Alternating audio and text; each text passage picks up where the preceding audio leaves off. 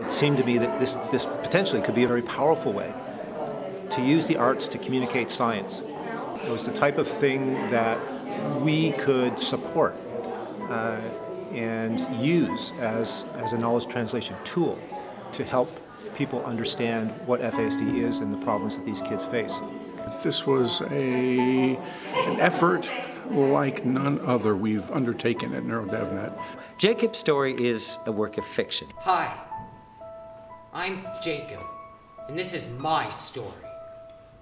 Well, it's not really mine. It's like not all the stuff happened to me. And I'm going to qualify that by saying the content of the story is informed by my own personal experiences and professional experiences. But all the stuff that didn't happen to me happened to other people, real people. Not like Superman or Skylanders, but real people. Unfortunately, what we hear in Jacob's story is that in many cases that point of contact results in negative consequences.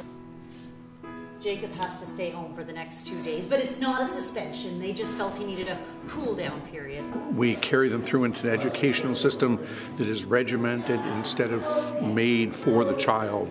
And that's what the play is about. His behavior is a result of the fact that the strategies that you are using don't match his needs.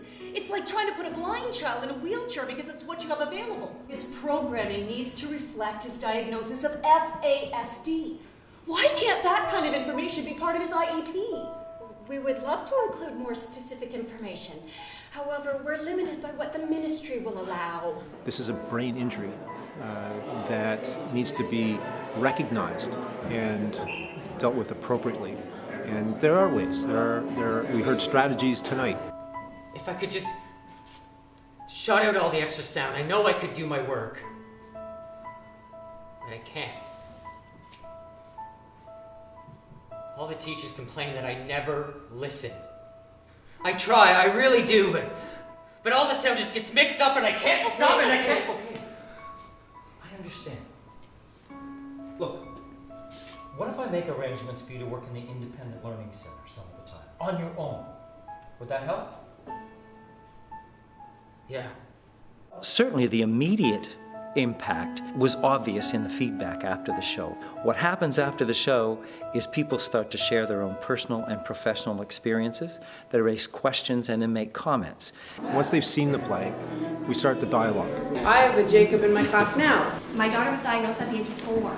My specific role is to serve as that link between the story that they've heard and the science that we're generating.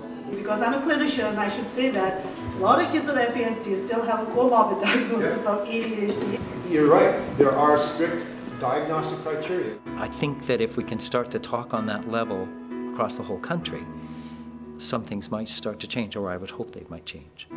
So in the back of my mind, that's the epitome of what NeuroDevNet's about, is a set of key people who won't drop the ball when they encounter something that could be momentous and event-changing and life-changing.